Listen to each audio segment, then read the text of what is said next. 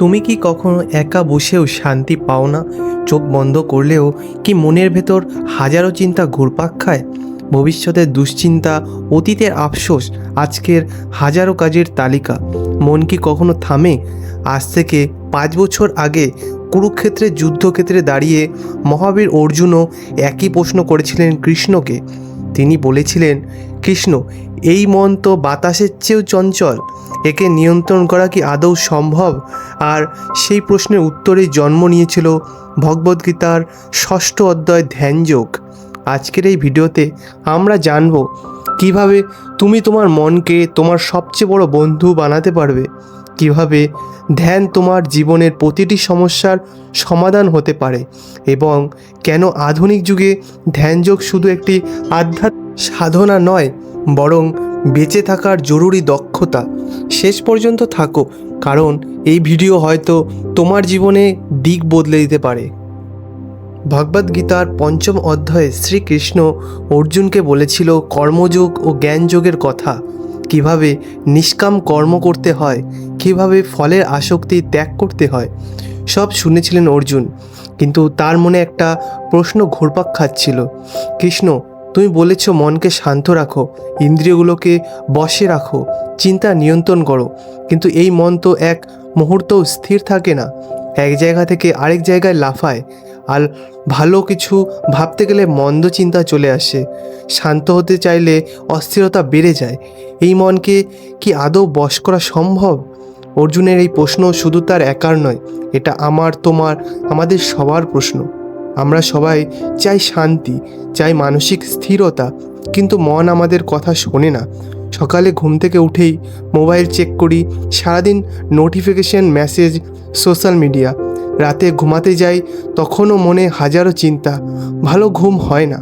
মন যেন একটা বুনো ঘোড়া, লাগাম ছাড়া, দিকহীন। আর এই অবস্থা থেকেই মুক্তি পাওয়ার উপায় বলেছেন শ্রীকৃষ্ণ 6ষ্ঠ অধ্যায়ে। তিনি বলেছেন ধ্যানযোগের কথা। তিনি বলেছেন মনই মানুষের বন্ধু, মনই মানুষের শত্রুও। সব কিছু নির্ভর করে তুমি মনকে কিভাবে ব্যবহার করছো তার ওপর। তাহলে চলো আজ আমরা খুঁজে নিই সেই পথ, যে পথে হাঁটলে মন হয়ে উঠবে তোমাদের, আমাদের সবার বন্ধু। ধ্যানযোগ শুনলেই আমাদের চোখে ভেসে ওঠে পদ্মাসনে বসা কোনো সন্ন্যাসীর ছবি, হিমালয়ের গুহায় নির্জন বনে চোখ বন্ধ করে ধ্যানমগ্ন। আমরা ভাবি এটা আমাদের জন্য নয়, এটা তো সাধু সন্ন্যাসীদের জন্য। কিন্তু ভগবদ্গীতায় শ্রীকৃষ্ণ যে ধ্যানযোগের কথা বলেছেন, সেটা শুধু সন্ন্যাসীদের জন্য নয়, এটা প্রতিটি মানুষের জন্য। যে ছাত্র পরীক্ষার চাপে ভুগছে, যে চাকরিজীবী অফিসে স্ট্রেসে পড়ে আছে, যে গৃহিণী সংসারের দায়িত্বে ক্লান্ত, সবার জন্যই ধ্যানযোগ্য। ধ্যানযোগে মানে পালিয়ে যাওয়া নয়, ধ্যানযোগ মানে নিজের ভেতরে ডুবে দেওয়া, নিজেকে জানা, নিজেকে শক্তিশালী করা। কৃষ্ণ বলেছেন প্রকৃত যোগী সেই যে তার মনকে নিয়ন্ত্রণ করতে পারে, যে ইন্দ্রিয়গুলো দাস নয় বরং মনিব, যে সুখে দুঃখে লাভ ক্ষতিতে সমান থাকে, যার ভেতরে একটা গভীর শান্তি আছে। কিন্তু এই অবস্থায় পৌঁছানো কি সহজ? না। কৃষ্ণ নিজেই বলেছেন সন্ন্যাস নেওয়া মানে শুধু জগৎ ছেড়ে চলে যাওয়া নয়। সত্যিকারের সন্ন্যাস হলো মনের ভেতর থেকে আসক্তি, ঘৃণা ও লোভ এসব বাদ দেওয়া। বাইরে থেকে তুমি সংসারে থাকো, কিন্তু ভেতরে তুমি মুক্ত। ধ্যানযোগ তোমাকে সেই মুক্তি দেয়। এটা তোমাকে শেখায় কিভাবে চিন্তার ঝড়ের মধ্যেও শান্ত থাকতে হয়, কিভাবে বাস্তবতার মধ্যেও নিজের কেন্দ্রে ফিরে আসতে হয়, কিভাবে বাইরের বিশৃঙ্খলা তোমার ভেতরের শান্তিকে নষ্ট করতে পারবে না। কৃষ্ণ বলেছেন যে মানুষ তার কর্তব্য করে যায় কিন্তু ফলের আশা করে না, সেই প্রকৃত যোগী, সেই প্রকৃত সন্ন্যাসী। অগ্নি জ্বালানোর দরকার নেই, মাথা মোড়ানোর দরকার নেই, যা দরকার তা হলো মনের বিশুদ্ধতা, আর সেই বিশুদ্ধতা আসে ধ্যানের মাধ্যমে। শ্রীকৃষ্ণ একটা সাধারণ কথা বলেছেন। তিনি বলেছেন মনই মানুষের বন্ধু, মনই মানুষের শত্রু। একটু ভেবে দেখো, যখন মন শান্ত থাকে তখন তুমি কেমন অনুভব করো? সব কিছু পরিষ্কার মনে হয়, সিদ্ধান্ত নিতে সুবিধা হয়, কাজে মনোযোগ দিতে পারো, মানুষের সঙ্গে ভালো ব্যবহার করতে পারো। কিন্তু যখন মন অশান্ত তখন ছোট একটা কথাও তোমাকে রেগে দেয়, ছোট একটা সমস্যা বিরাট মনে হয়। ঘুম হয় না, খাওয়ার রুচি নেই, কাজে মন বসে না। একই মন, কিন্তু দুটি অবস্থায় দুরকম ফল। কৃষ্ণ বলেছে, যে মানুষ তার মনকে জয় করতে পেরেছে তার জন্য মন সবচেয়ে বড় বন্ধু। সে যা চায় তাই করতে পারে, কারণ তার মন তাকে সাপোর্ট করে। কিন্তু যে মানুষ মনকে জয় করতে পারেনি তার জন্য মন শত্রুর মতো। মন তাকে ভুল পথে নিয়ে যায়, মন তাকে দুর্বল করে, মন তাকে ধ্বংস করে। এখন প্রশ্ন হলো, কিভাবে মনকে বন্ধু বানাবো? উত্তর একটাই, অভ্যাস ও বৈরাগ্য। অভ্যাস মানে নিয়মিত ধ্যান করা, প্রতিদিন কিছু সময়ের জন্য নিজের সঙ্গে কাটানো, মনকে একটা নির্দিষ্ট বিষয়ে স্থির রাখতে চেষ্টা করা। শুরুতে কঠিন লাগবে, মন এদিকে ওদিকে যাবে, কিন্তু ধীরে ধীরে অভ্যাসের জোরে মন শান্ত হতে শুরু করবে। আর বৈরাগ্য মানে অপ্রয়োজনীয় জিনিস থেকে মন সরিয়ে নেওয়া, যা তোমাকে অশান্ত করে, যা তোমার সময় নষ্ট করে, যা তোমাকে দুর্বল করে, সেগুলো থেকে দূরে থাকা। কৃষ্ণ বলেছেন, মনকে জয় করা কঠিন কিন্তু অসম্ভব নয়। সঠিক পদ্ধতিতে নিয়মিত অভ্যাস যে কেউ পারে, তুমিও পারবে। এবার আসি ধ্যানের বাস্তব দিক। ভগবদ্গীতায় শ্রীকৃষ্ণ খুব সুন্দরভাবে বলেছেন কিভাবে ধ্যান করতে হয়। প্রথমত, একটি পবিত্র শান্ত জায়গা বেছে নাও, যেখানে কোলাহল নেই, যেখানে তুমি নিরিবিলি বসতে পারবে। সেটা তোমার ঘরের এক কোণও হতে পারে। প্রতিদিন একই জায়গায় বসো, ধীরে ধীরে সেই জায়গাটা তোমার ধ্যানের জন্য বিশেষ হয়ে উঠবে। দ্বিতীয়ত, আসন, মেঝেতে কুশ বা কাপড় বিছিয়ে বসো। খুব উঁচু নয়, খুব নিচুও নয়, মাঝারি উচ্চতা। শরীরকে সোজা রাখো, মেরুদণ্ড সোজা কিন্তু শক্ত নয়, স্বাভাবিক। তৃতীয়, মনকে এক জায়গায় স্থির করো, চোখ বন্ধ করো বা নাকের ডগায় দৃষ্টি রাখো। শ্বাস প্রশ্বাস দিকে মনোযোগ দাও, ভেতরে যাচ্ছে বাইরে আসছে, শুধু এইটুকু দেখো।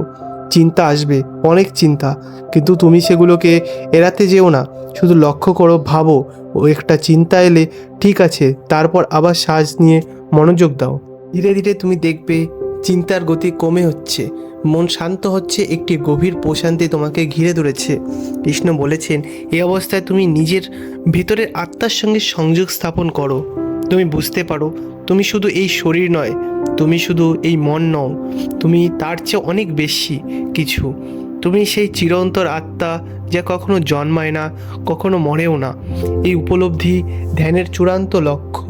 কিন্তু এখানে একটা সতর্কতা আছে। কৃষ্ণ বলেছেন, ধ্যানে ভারসাম্য দরকার। খুব বেশি খেলে ধ্যান হয় না, শরীরে ভারী হয়ে যায়, ঘুম আসে। আবার একেবারে না খেলেও ধ্যান হয় না, শরীর দুর্বল হয়ে যায়, মন অস্থির হয়। খুব বেশি ঘুমালেও সমস্যা, একেবারে না ঘুমালেও সমস্যা। খুব বেশি পরিশ্রম করলেও ধ্যান হয় না, একেবারে অলস হয়ে থাকলেও ধ্যান হয় না। ভারসাম্য, মধ্যপন্থা, এটাই যোগের সার কথা। এখন তোমার মনে প্রশ্ন আসতেই পারে, এসব তো ভালো কথা, কিন্তু আজকের যুগে এত ব্যস্ততা, এত চাপে ধ্যান কিভাবে সম্ভব? দেখো, আজকের যুগেই ধ্যান সবচেয়ে বেশি দরকার। একটু ভেবে দেখো, তোমার একটা দিন কেমন যায়? সকালে উঠে মোবাইল হাতে, notification check, WhatsApp, Facebook, Instagram, তারপর অফিস বা কলেজ, সারাদিন কাজ, পড়াশোনা, মিটিং, সন্ধ্যায় বাড়ি ফিরে আবার মোবাইল, টিভি, সিরিয়াল, নেটফ্লিক্স, রাতে ঘুমাতে যাওয়ার আগেও মোবাইল স্ক্রল। এই পুরো দিনে তুমি কখন নিজের সঙ্গে কথা বলো, কখন নিজেকে সময় দিলে? আমরা সারাক্ষণ বাইরের জগতের সঙ্গে সংযুক্ত, কিন্তু নিজের ভেতরের জগৎ থেকে বিচ্ছিন্ন। আর এই বিচ্ছিন্নতার ফলই হলো ডিপ্রেশন, এনজাইটি, স্ট্রেস, ঘুমের সমস্যা, রাগ এবং হতাশা। একটা রিসার্চ বলেছে, বর্তমান সময়ে তরুণদের মধ্যে মানসিক স্বাস্থ্য সমস্যা আগের যে কোনো সময়ের সবচেয়ে বেশি। কেন? কারণ আমরা মনকে কখনো বিশ্রাম দিই না। মন সারাক্ষণ উদ্দীপনা পাচ্ছে, কিন্তু শান্তি পাচ্ছে না। ধ্যান এই সমস্যার সমাধান। তুমি যদি দিনে মাত্র 5 মিনিটও ধ্যান করো, তোমার জীবন পরিবর্তন আসবেই। তোমার ঘুম ভালো হবে, মন শান্ত হবে, সিদ্ধান্ত নেওয়ার ক্ষমতাও বাড়বে, মনোযোগ বাড়বে, সম্পর্কের উন্নতি হবে। বড় বড় সফল মানুষেরা ধ্যান করেন। স্টিভ জবস ধ্যান করতেন, বিল গেটসও ধ্যান করতেন। অনেক অ্যাথলিট, শিল্প, বিজনেস লিডার সবাই ধ্যানের ওপর নির্ভর করেন, কারণ তারা জানে বাইরের সাফল্য নির্ভর করে ভেতরের শক্তির ওপর, আর ভেতরের শক্তি আসে ধ্যান থেকে। কৃষ্ণ 5000 বছর আগে যা বলেছিলেন আধুনিক বিজ্ঞানেও আজ তাই প্রমাণ করেছে। ধ্যান মস্তিষ্কের গঠন পরিবর্তন করে, স্ট্রেস হরমোন কমায়, রোগ প্রতিরোধ ক্ষমতা বাড়ায়। তাহলে দেরি কেন? আজ থেকেই শুরু করুন। এবার আসি যোগীর লক্ষণে। একজন সত্যিকারের যোগী কেমন হয়? সে কি সন্ন্যাসীর পোশাক পরে, নাকি তার জটা থাকে? না, শ্রীকৃষ্ণ বলেছেন যোগী চেনা যায় তার বাইরের চেহারায় নয়, বরং তার ভিতরের অবস্থায়। একজন যোগীর মন সবসময় শান্ত থাকে। সে শুধু দুঃখে সমান। কেউ তাকে প্রশংসা করলে ফুলে যায় না, কেউ গালি দিলে রেগে যায় না। মাটি, পাথর আর সোনা তার কাছে সমান, কারণ সে জানে এগুলো শুধু বাইরের জিনিস, আসল মূল্য ভিতরে। বন্ধু আর শত্রু তার কাছে সমান, কারণ সে সবার ভেতরেই থেকেই আত্মা দেখে। কৃষ্ণ একটি সুন্দর উদাহরণ দিয়েছেন। তিনি বলেছেন, যেমন বাতাস বইলেও প্রদীপের শিখা নাড়ে না, তেমনি বাইরের পরিস্থিতিতেও বদলালেও যোগীর মন অটুট থাকে। ভেবো তো, কি দুর্দান্ত অবস্থা! চারপাশে যাই ঘটুক তোমার ভেতরে শান্তি, চারপাশে ঝড় উঠুক তোমার মন স্থির। এটাই যোগীর শক্তি। কিন্তু এই অবস্থায় পৌঁছানো কি সহজ? না, কৃষ্ণ নিজেই বলেছেন এই পথ কঠিন। মনকে নিয়ন্ত্রণ করা অত্যন্ত কঠিন, কিন্তু অসম্ভব নয়। যে মানুষ দৃঢ় সংকল্প নিয়ে নিয়মিত অভ্যাস করে, সে একদিন না একদিন সফল হয়। হয়তো এই জন্মে নয়, পরের জন্মে, কিন্তু কোনো চেষ্টা বৃথা যায় না। ধ্যানের পথে যে একবার পা বাড়িয়েছে সে কখনো পিছিয়ে যায় না। জন্মের পর জন্ম সে এগিয়েই যায়। কৃষ্ণ বলেছেন যে যোগভ্রষ্ট মানে যে ধ্যানের পথে হাঁটতে গিয়ে মাঝপথে ছেড়ে দিয়েছে, সেও পরের জন্মে আবার সে একই পথে ফিরে আসে। কারণ একবার তুমি ধ্যানের স্বাদ পেয়ে গেলে বাকি সব কিছু ফোকাসে লাগে। তাই হাল ছেড়ো না। ধ্যানে মন না বসলেও অভ্যাস চালিয়ে যাও, একদিন ফল পাবেই। এবার আসি এই অধ্যায়ের সবচেয়ে গুরুত্বপূর্ণ শিক্ষা। কৃষ্ণের পুরো 6ষ্ঠ অধ্যায়ে জুড়ে একটাই কথা বলা হয়েছে, মনই সব কিছু। তুমি যা ভাবো তুমি তাই হও। তোমার মন যদি শুদ্ধ থাকে তুমি শুদ্ধ, তোমার মন যদি শান্ত থাকে তুমি শান্ত, তোমার মন যদি শক্তিশালী থাকে তুমি শক্তিশালী। কিন্তু তোমার মন যদি অশুদ্ধ, অশান্ত, দুর্বল থাকে, তাহলে তোমার পুরো জীবনটাই তেমনই হবে। আমরা প্রায়ই বলি পরিস্থিতি খারাপ, পরিবেশ খারাপ, মানুষ খারাপ, কিন্তু সত্যি কথা হলো পরিস্থিতি ততটাই খারাপ যতটা তুমি ভাবছো। তোমার মন যদি ইতিবাচক থাকে তুমি যে কোনো পরিস্থিতি সামলাতে পারবে। ধ্যানযোগ তোমাকে সেই ক্ষমতা দেয়। ধ্যানযোগ তোমাকে শেখায় কিভাবে নিজের ভেতরের শক্তিকে জাগিয়ে তুলতে হয়, কিভাবে সমস্যাকে সুযোগ হিসেবে দেখতে হয়, কিভাবে ভয়কে সাহস দিয়ে জয় করতে হয়। কৃষ্ণ বলেছেন, যে মানুষ সব কিছুতে নিজেকে দেখে আর নিজের ভেতরে সব কিছু দেখে সে প্রকৃত যোগী। এর মানে কি? এর মানে হলো তুমি যখন বুঝতে পারবে যে সবাই একই আত্মা, একই শক্তির অংশ, তখন তোমার ভেতর থেকে ঘৃণা, হিংসা, রাগ সব চলে যাবে। কিন্তু সবার প্রতি করুণা অনুভব করবে, ভালোবাসা অনুভব করবে। আর এটাই জীবনের চূড়ান্ত লক্ষ্য। তো বন্ধুরা, আজকে এই ভিডিওতে আমরা জানলাম ভগবদ্গীতার 6ষ্ঠ অধ্যায়ের কথা, ধ্যানযোগের কথা, মনকে বশ করার কথা। এবার প্রশ্ন হলো, তুমি কি করবে?